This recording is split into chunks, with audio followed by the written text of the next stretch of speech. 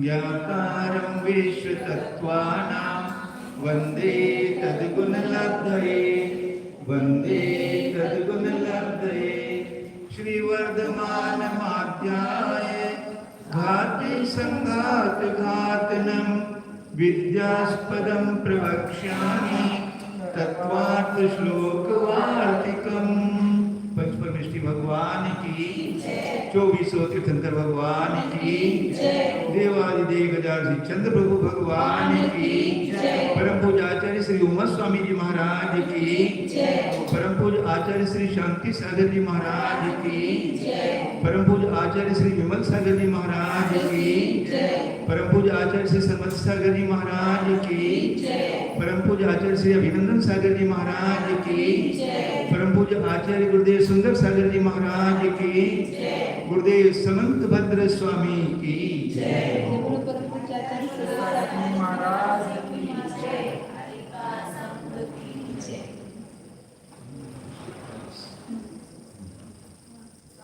141 page में।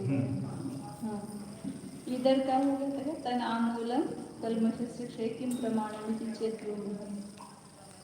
हाँ, मतलब ये वाक्य हुआ था। वाक्य हो गया था, ऊपर श्लोक हो गया था, वैसे नीचे वाला भी उसका अर्थ हो गया। हाँ, अब ये ननु चले। हाँ, मतलब ये ऊपर उन्होंने बताया कि सर्वज्ञता किससे सिद्ध होती है कि उनके पूरे कल्मष का नाश हुआ है, पाप कर्म मतलब घाती कर्म का क्षय हुआ है।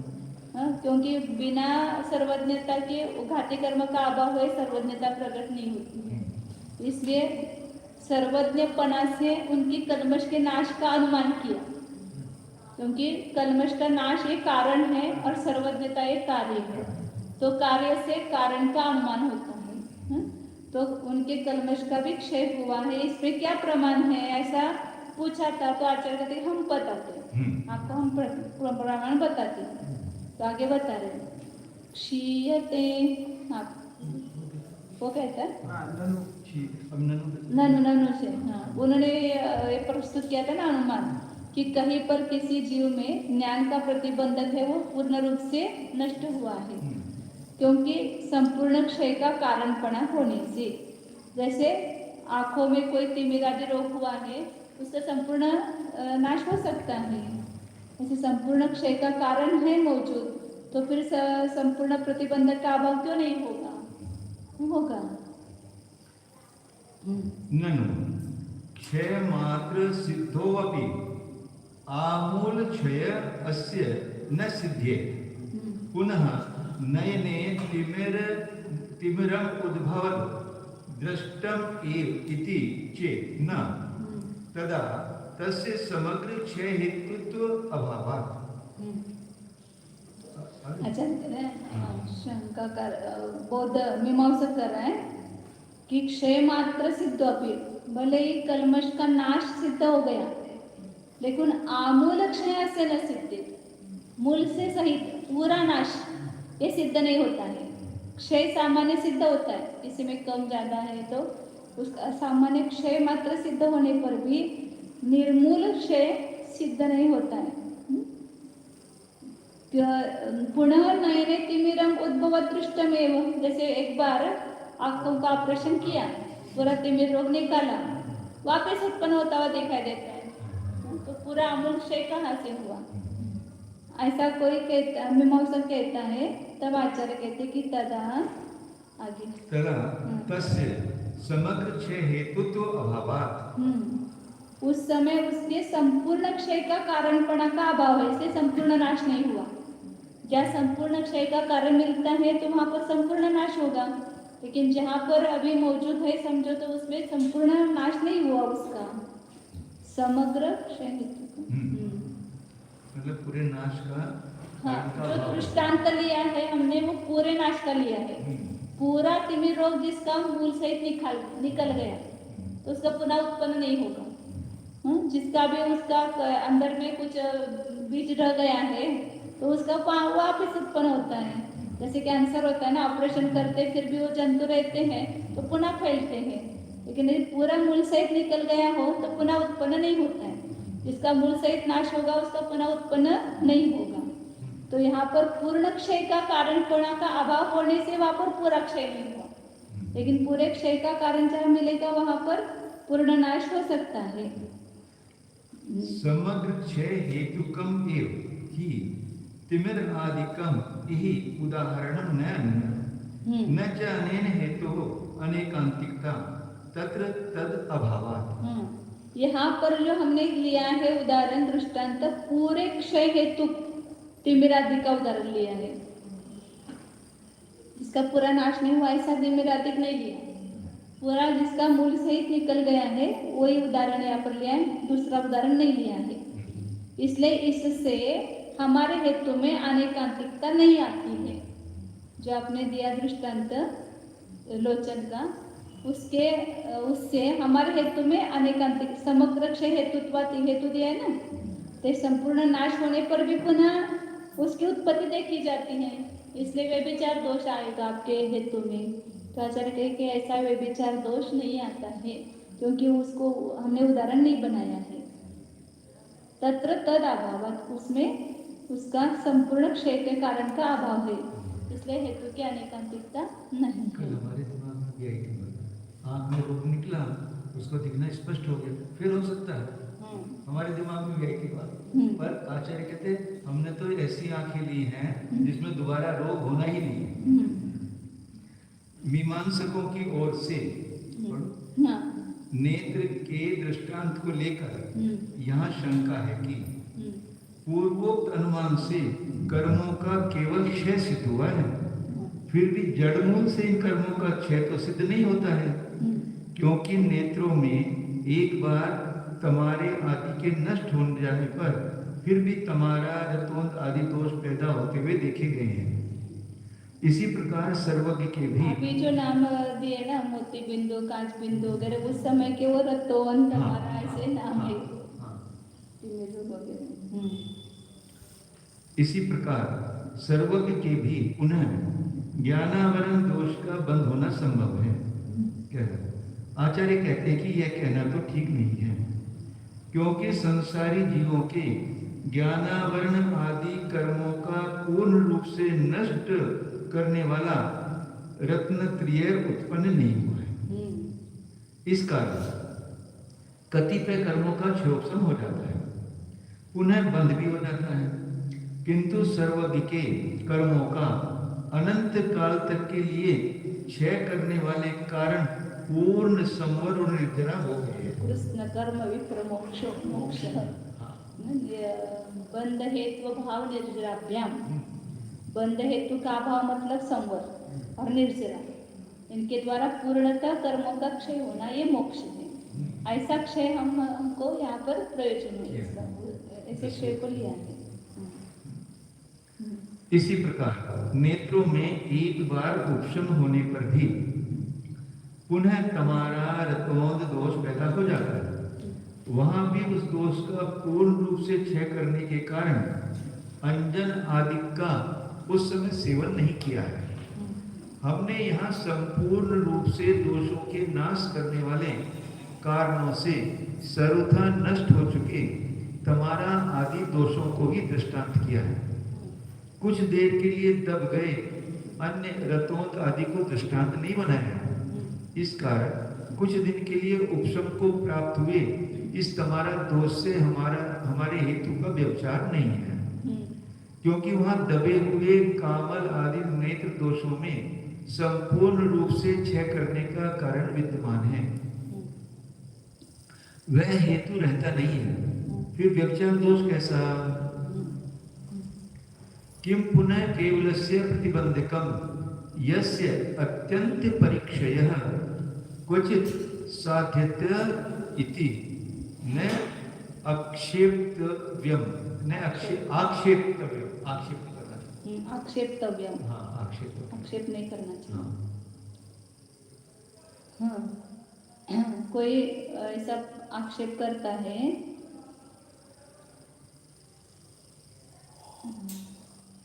केवल किम पुण्य केवलस्य प्रतिबंधकम, केवल ज्ञान का, केवल मतलब केवल ज्ञान करेंगे, सर्वज्ञता का प्रतिबंधक क्या है कि जिसका अत्यंत परिक्षय कहीं पर आपको साध्य किया जाता है, उस केवल ज्ञान में को रोकने वाला कौन है कि जिसका आत्यंतिक क्षय होने से सर्वज्ञता की प्राप्ति हुई है। ऐसा इति न आक्षेप्तव्यम, ऐसा आक्षेप नहीं करना चाहिए। तो वो बता रहे आगे कौन प्रतिबंधक है केवल ज्ञान का। यहाँ किसी का उपहास करते हुए आक्षेप है कि नेत्र के दृष्टांत से दोषों का संपूर्ण रूप से क्षय हो जाना मान भी लिया गया। फिर भी आपने बताया कि सर्वज्ञ के केवल ज्ञान का प्रतिबंध करने वाला दोष कौन है, जिसका कि अनंत काल तक के लिए पूर्ण रूप से नष्ट हो जाना किसी एक आत्मा में सिद्ध किया जा रहा है। ग्रंथकार कहते हैं कि इस प्रकार आक्षेप नहीं करना चाहिए, कारण कि मोक्ष मोहो ज्ञान दृगावृत्य यंतराया प्रतिबंधका केवलस्य ही वक्ष्यन्ते तद्भावे तदनुद्भवात्।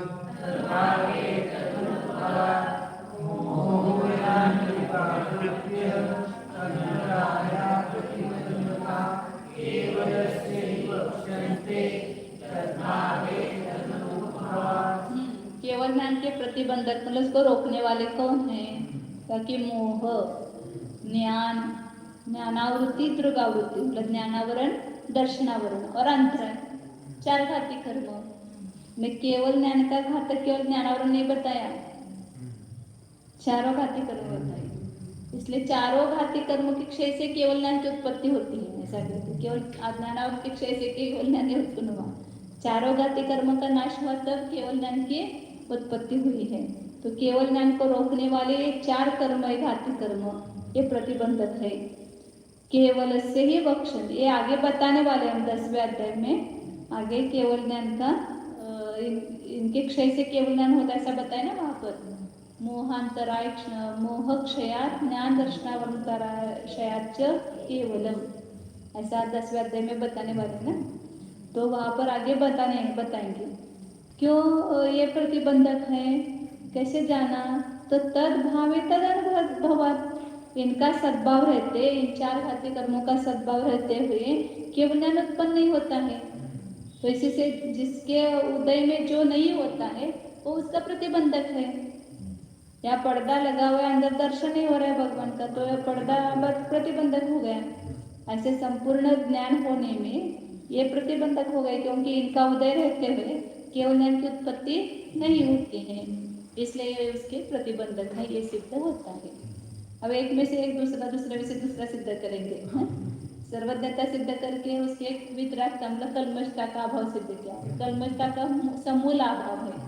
फिर केवल ज्ञान के प्रतिबंधक कौन है कल्मषी है, तो ये चार घाती कर्म। फिर ये कर्म की सिद्धि करेंगे आगे। मोहिनीय तथा ज्ञानावरण, दर्शनावरण और अंतरण, ये पौद्गलिक कर्म केवल ज्ञान के निश्चय करके प्रतिबंधक हैं। मूल सूत्रकार इस बात को आगे 10वें अध्याय में कहेंगे।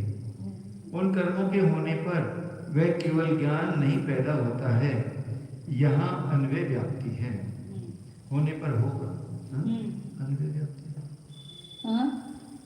उनके होने पर केवल ज्ञान पैदा नहीं होता, तो नहीं होने पर तो नहीं होना ये तो। हाँ, आगे दे रहे। चलो, यद भावे नियमेन यस्य अनुद्भवः तत्तस्य प्रतिबंधकम्, यथा तिमिरं नेत्र विज्ञानस्य मोह आदि भावः अस्मत् आदेः चक्षुः ज्ञान अनुद्भवः च केवलस्य इति मोहादयः तत्प्रतिबंधकाः प्रवक्ष्यन्ते, ततः न धर्मिणः असिद्धि।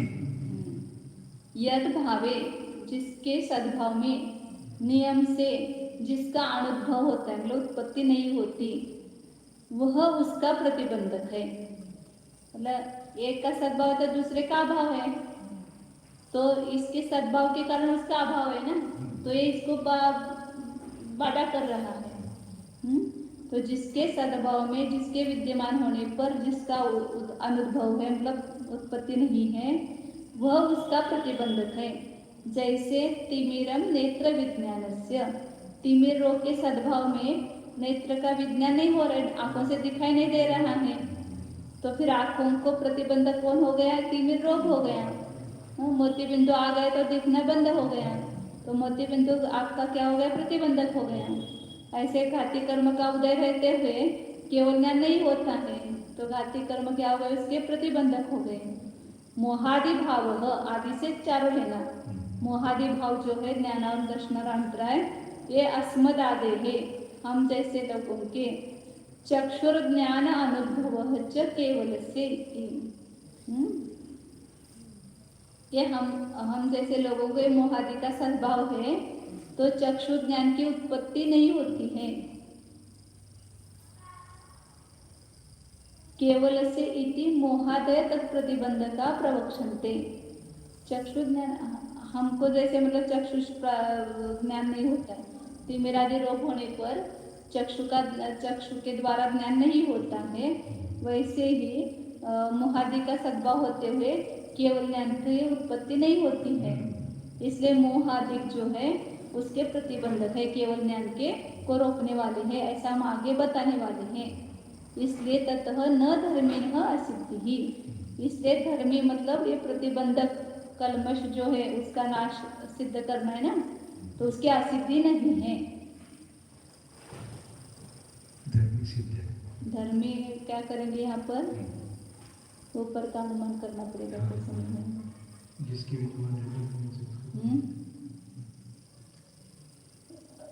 प्रतिबंधक है, हा? किसी के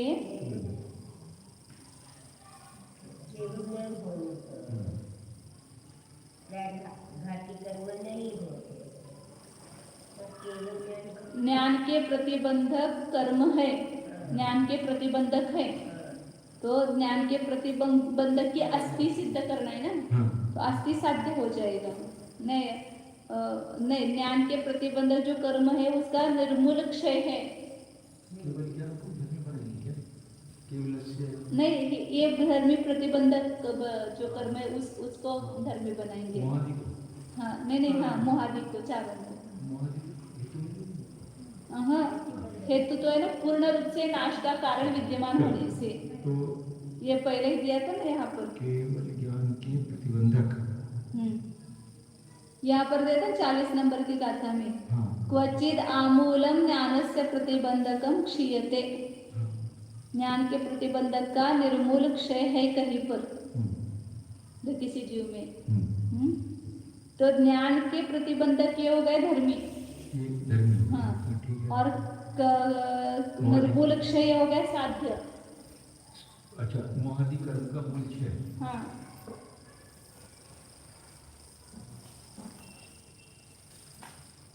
केवल ज्ञान के प्रतिबंधक जो है, ज्ञान के मतलब केवल ज्ञान प्रतिबंधक का निर्मूल क्षय है, तो निर्मूल क्षय साध्य हो जाएगा, और ये धर्मी प्रतिबंधक के धर्मी, इसका नाश ये धर्मी और ये साध्य। और हेतु दिया कि संपूर्ण क्षय के कारण विद्यमान है, समग्र क्षय के कारण विद्यमान है, कारण विद्यमान है। हाँ, ये कारण विद्यमान है, ठीक। ये बताया ना शंवर निर्जरा, हाँ, तो पादी जो है वो वही सिद्ध करेंगे, बहुत अच्छी बात बताइए। अंतरंग बहिरंग कौन संवर करता है, कौन निर्जरा करते हैं, बहुत अच्छा दिया, ठीक है। तो कारण है तो वह कार्य होता ही है नियम से, तो कारण क्या है वो सिद्ध करेंगे, क्या कारण है आगे पूछेंगे प्रश्न, उसके क्षय का कारण क्या है, तो संवर निर्जरा है, संवर निर्जरा का कारण कौन है? तप है। लेकिन संवर निर्जरा उनको बताने से थोड़ी समझ में आएगा। हाँ, संवर निर्जरा वही बताएंगे ना, मतलब नया कलमश नहीं होना और पुराना निकल जाना, ये तो संवर निर्जरा, सब लोग वही मानते ही है।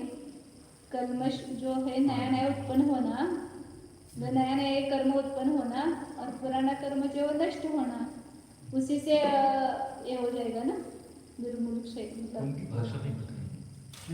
उनकी भाषा है। हम्म, चलो, जिसके विद्यमान रहने पर जो नियम से पैदा नहीं होता है वह उसका प्रतिबंधक माना जाता है। जैसे कि नेत्रों के द्वारा ठीक ठीक विज्ञान होने का प्रतिबंध करने वाला तमारा, कामल आदि दोष है। हम आदि लोगों के मोहिनी कर्म और ज्ञानावरण आदि कर्म विद्यमान हैं। और ऐसा भी है कि उनका खंडन करते समय उन्होंने जो माना है उससे करते हैं, लेकिन जो बात अपने को बतानी है वो अपनी तरफ से बताएंगे ना, ये ऐसा है, सर्वज्ञ है, क्योंकि सर्वज्ञ को बताने वाले प्रमाण है। और सर्वज्ञ है तो वो कैसे क्यों है, क्योंकि उसके प्रतिबंधक का अभाव हुआ है। तो प्रतिबंधक का अभाव कैसे हुआ, तो इस सवर्ण जरा से हुआ है, तो अपना सिद्धांत बताएंगे ना वहाँ। और उसको अनुमान से सिद्ध करके दिखाएंगे। हम आदि लोगों के मोहिनी कर्म और ज्ञानावरण आदि कर्म विद्यमान हैं।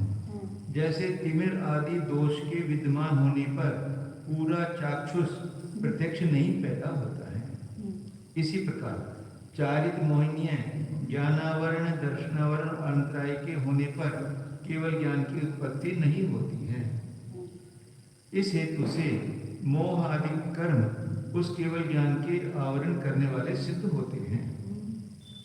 केवल ज्ञान के बिगाड़ने वाले कर्मों का स्पष्ट रूप से निरूपण अंतिम अध्याय में करेंगे। इस कारण ज्ञान के प्रतिबंधक कर्म यानी पक्ष, ज्ञान के प्रतिबंधक, ठीक है, किसी आत्मा में मूल से नष्ट होते हैं। साथ पूर्ण रूप से क्षय का कारण विद्यमान होने से हेतु इस अनुमान में प्रतिबंधक कर्म रूपी धर्मी यानी पक्ष की असिद्धि नहीं हुई। केवल है। चलो, कह पुनः एतत् क्षय हेतु समग्र यद भावात् हेतु सिद्धि ही इति चेत्। कर्मश क्या है ये पूछा था, इसका अर्थ जिसका कि प्राप्त्यंतर परिचय हो जाता है। अब उसके क्षय का कारण क्या है, समग्र। इसके पूर्ण रूप से क्षय का कारण कौन है, कि यद भावात, कि जिसके सद्भाव से, जिस क्षय के कारण के सद्भाव से हेतु की सिद्धि होगी। पूर्णता क्षय का कारण है ऐसा बताए ना, क्या कारण है इस पूर्णता कल्मश के नाश का, मूल से नाश का कारण क्या है, कि जिससे इसके सद्भाव से, मतलब उस कारण के सद्भाव से हेतु की सिद्धि होगी। फिर यह प्रश्न है कि मोहिनी आदि कर्मों के पूर्ण रूप से क्षय का कारण कौन है, जिसके विद्यमान होने से जैनों का हेतु सिद्ध कहा जावे, बताओ। यदि ऐसा कहोगे तो आचार्य उत्तर देते हैं कि तेषां प्रक्षय हेतु, तेषां प्रक्षय हेतु च पूर्णे संवर निर्जरे ते तपोतिशयात् साधो कश्चित् भवतो ध्रुवम्।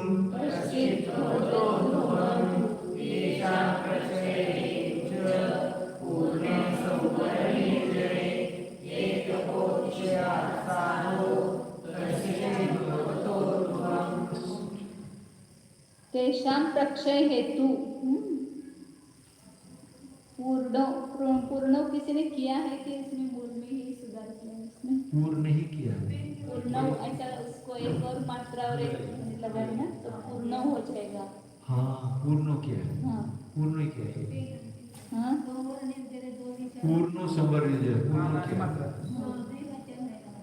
तर लेकिन वो हेतु की तरफ लगाएंगे तो पूर्ण चाहिए, और संवर निर्जर की तरफ लगाएंगे तो पूर्ण चाहिए, क्योंकि निर्जरा ये स्त्रीलिंग शब्द है, तो पूर्ण तो विशेषण है, तो उसका हाँ, शाला शाले, शाला शाले शाला, हाँ, माला माले माला, हाँ, वैसे संवर निर्जर हो जाएगा, और वो पूर्ण होना चाहिए फिर, हाँ, फिर पूर्ण नहीं होना चाहिए। और यदि हेतु की तरफ लगाते तो पूर्ण होना चाहिए, पूर्ण होने पर। हाँ नहीं, तेषां प्रक्षय हेतु पूर्ण, ऐसा उनके नाश का कारण पूर्ण नाश का कारण ऐसा लगाएंगे तो उधर पूर्ण चाहिए, पूर्ण से इसको लेकिन इन्होंने पूर्ण संवर ने जरा इधर दिया है नीचे अर्थ करते समय।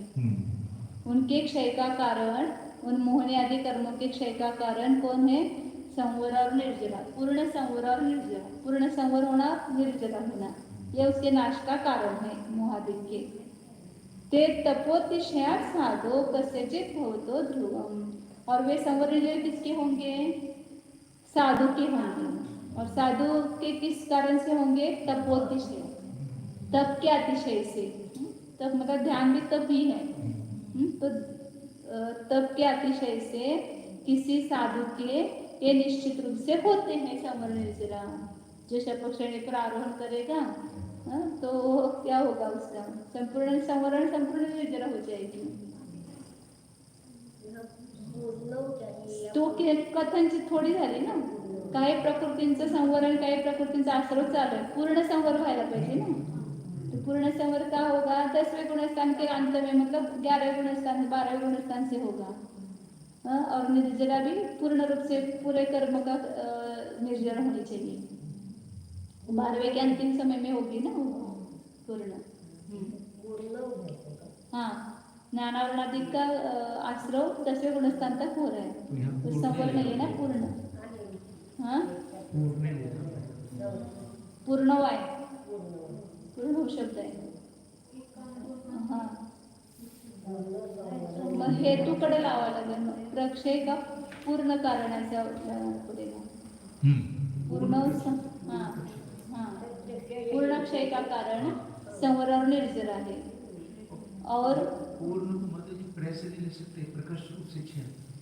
पूर्ण को प्रे लगाया है तो प्रक्षय कर रहे हैं, तो पूर्ण रूप से क्षय नहीं देंगे प्रक्षय से। संवर निर्जरा को लेना तो पूर्ण ही बराबर है ऐसे। को तो ऐसे मतलब पूर्ण का बराबर समझ में द्वियोजन देंगे, पर जो भी लिया चाहिए। ठीक है। हाँ, नहीं किया तो भी चलता है। नहीं, संवर निर्जरा का जब विशेषण करते तो पूर्णे बराबर है, पूर्णा, पूर्णे, पूर्णा ऐसा होगा उसका। आगे ये संवर निर्जरे जो लिया इसको भी द्विवचन ले सकते हैं। द्विवचन ही है ना, वो पूर्णे भी द्विवचन ही लेंगे। अच्छा, उसका विशेषण विशेषण उन मोहिनी आदि कर्मों के वर्तमान और भविष्य के भी संबंध को रोकते हुए बढ़िया क्षय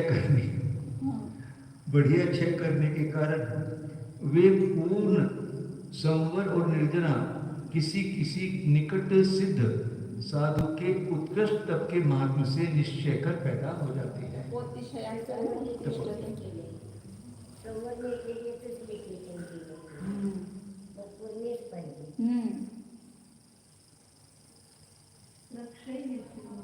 क्षय करने के कारण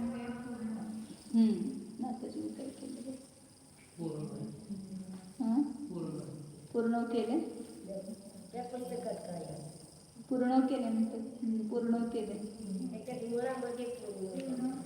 पूर्णे पूर्ण म्हणजे यहाँ भी पूर्ण किया। पूर्ण तर विशेषण आहे ना, त्याला काही हे नाही आहे, लिंग नाही आहे, पूर्ण करू शकत होते। मग प्रक्षय हेतूच लावा, नाश का पूर्ण है, पूर्ण नाश का कारण। हाँ, अर्थ करते समय उधर लगाओ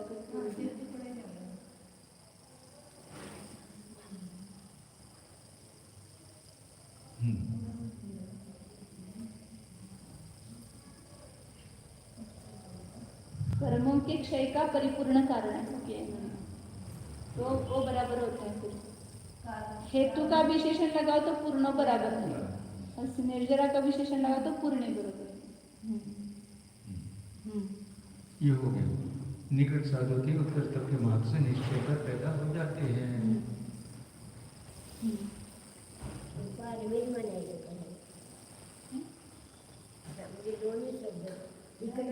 क्षय के पूर्ण कारण अर्थ आपण करण्यावर आहे ना, ते कुणीकडे घेणार विशेषण ते हेतूकडे घेतलं ते पूर्ण बरोबर आहे।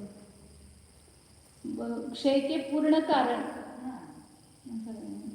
कर्मों का संपूर्ण कर्मों के क्षय का परिपूर्ण कारण कौन है? समोर और निर्जरा है. मोक्ष आहे. पुढं बरोबर. तपो हि अनागता घोघ तपोहनागता घोघ प्रवर्तन निरोधनम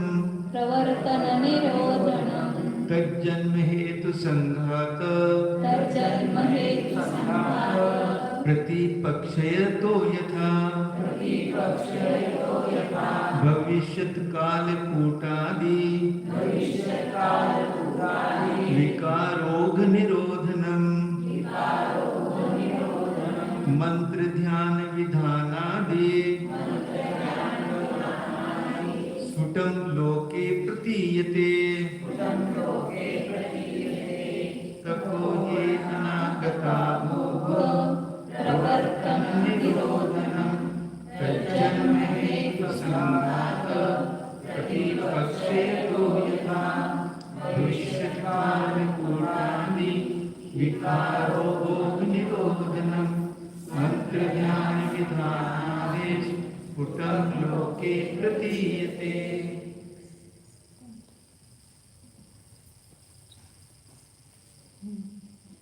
तपो ही, तप जो ही मन निश्चय से, तप जो है वह अनागत अघ ओघ, जो भविष्यकालीन पाप का समूह है.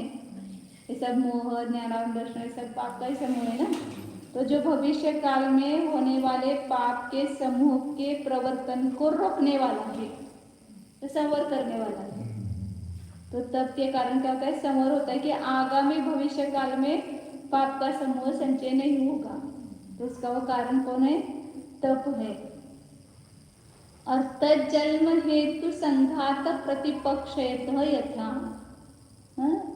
उसके उत्पत्ति के जो कारण है, पाप की उत्पत्ति के कारण कौन है? ये मिथ्या दर्शन, मिथ्या ज्ञान, मिथ्याचार ऐसे दिया उन्होंने. तो उसमें अविरति, प्रमाद, योग वगैरह जो है कारण है उस कर्मों के उत्पन्न होने के, उनके कारणों के संघात के क्षय से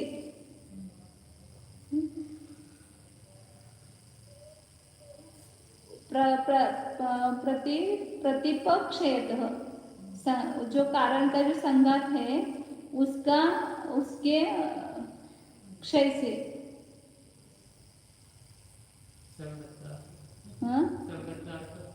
संघात में समूह होता है. समूहाच्या प्रतिपक्षयतः असं लिहिलं. तप जो है, तप कोई लगाना, तप जो है आगामी कर्मों के आने को रोकने वाला है और कर्मों की उत्पत्ति का जो कारण है उस कारण के संघात के क्षय से उत्पन्न होता है. हाँ, तप कैसे होता है? उस कारणों के संघात के क्षय से उत्पन्न होता है. मतलब मिथ्यादशा, मिथ्याज्ञान, मिथ्याचार प्रकार या मिथ्यात्व वगैरह इत्यादि का क्षय होने से वो तप होता है. तप ऐसा लगाना. तप कैसे होता है? तप करने के कारण आगामी जो कर्म है वो आते नहीं है, वह संवर होता है.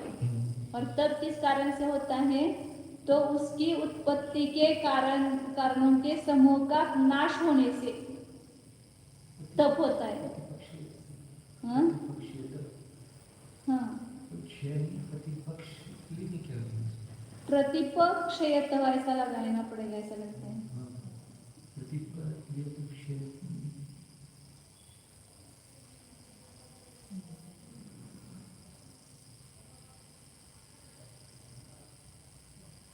संघात के उन्होंने ऐसा किया, तब कर्मों की उत्पत्ति के कारण के संघात के क्षय से उत्पन्न होता है.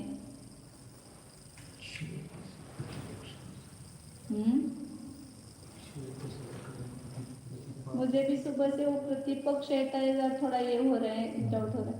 प्रतिपक्ष का अर्थ उसका विरोध ऐसा लेना पड़ेगा. तप का जो प्रतिपक्षी है उसके उत्पन्न होने का जो हेतु है, मतलब ऐसा बोलता है प्रतिपक्षी जैसा दूसरा. तो उसके हाँ उत्पत्ति के कारण का जो समूह है कर्मों के इतर लगाए मैंने इधर दो में अर्थ अलग अलग रहे हैं या कर्मों के उत्पन्न होने का कारण जो मिथ्या दर्शन आवृत्ति आदि है उसको सम्य दर्शन आदि सामग्री से नाश करता हुआ तब किसी साधु के उत्पन्न हो जाता है ऐसा किया है। हाँ बताओ पढ़ेंगे फिर आगे। हाँ। फिर जिस प्रकार उदाहरण दे उसको भविष्यत काल कूटादि विकार ओग निरोधनम मंत्र ध्यान विधान आदि स्फुटम लोक के प्रतीयते लोक में प्रतीति में आता है किसी को विष का सर्प का विष चढ़ गया है हाँ तो वह मंत्र वगैरह करते हैं या ध्यान करते हैं तो वो विष उतर जाता है उसका या जो विष की जो आगे जो स्टेप्स होने वाली है वो रुक जाती है वहाँ पे तो संवर भी होता है जो पहले विष चढ़ा हुआ है वो भी दूर हो जाता है मतलब दोनों संवर और निर्जरा होते हैं। ये इसके लिए उदाहरण दिया कि जिस प्रकार मंत्र ध्यान विधान आदि जो है लोक में आगे कालकूट जो विष है उसके विकार के समूह को रोकने वाला है ये लोक में प्रतीति में आता है। ऐसे यहाँ पर जो उस भविष्य काल में जो पाप का समूह आने वाला है प्रवर्तन होने वाला है उसका निरोध करने वाला कौन है तप है। मंत्र ध्यान आदि की जगह यहाँ पर तप लेना। जिस तप के द्वारा संवर और निर्जरा दोनों हो जाते हैं उस तप के उत्पन्न होने के कारण तो सम्यक दर्शन और चारित्र है। बहिरंग में दीक्षा तपस्या काय क्लेश आदि भी है। वह तप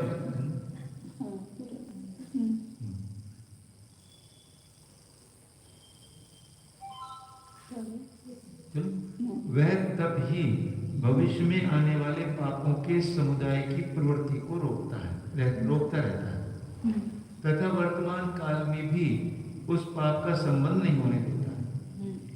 कर्मों के उत्पन्न होने का कारण मिथ्या दर्शन अविरति प्रमाद कषाय और योगों का समुदाय है। उसको सम्यक दर्शन आदि सामग्री से नाश करता हुआ तब किसी साधु के उत्पन्न हो जाता है।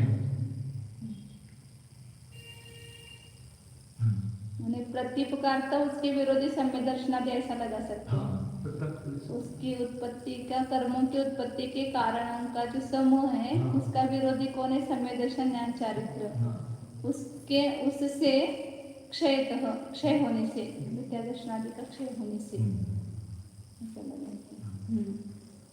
अच्छा जैसे कि यह बात लोक में स्पष्ट रूप से प्रतीत हो रही है कि काटे हुए या जहर खाने वाले मनुष्य के शरीर में विष का प्रभाव मंत्र से और ध्यान की विधि आदि से वर्तमान में भी नष्ट कर दिया जाता है और भविष्य काल में भी उस तीक्ष्ण विष या बावले कुत्ते के काटने या पागल श्रगाल के काटने के विकारों के समुदाय रोक दिए जाते हैं। इसी प्रकार तप के द्वारा वर्तमान और भविष्य के लिए कर्म बंध नष्ट कर दिए जाते हैं। वो इतना कोर्स करना पड़ता है ना इंजेक्शन का यदि वो बंदर काटता है या कुत्ता काटता है तो क्योंकि उसके बाद में कुछ साल के बाद वो विकार पैदा कर सकता है वो उन्मत्त हो सकता है पागल हो सकता है या कुछ उसमें लासर आ सकता है इसलिए उसको भविष्य को भी रोकना पड़ता है मतलब उसका भी नाश करना पड़ता है।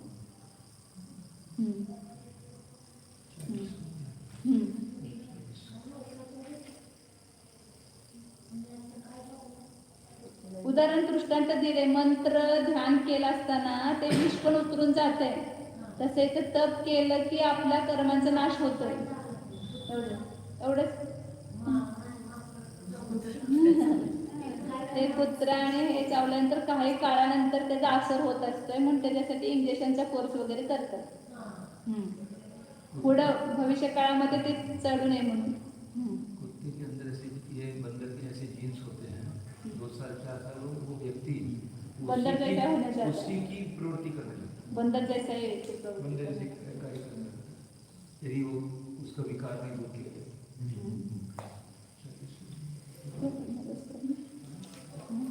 आपको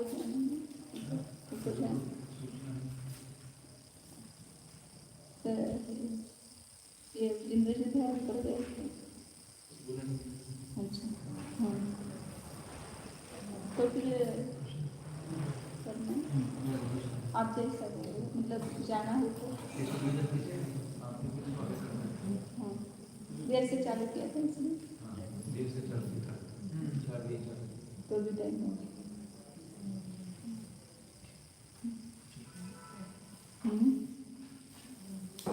अच्छा सिद्ध किया है, अंतरंगत बहिरंगत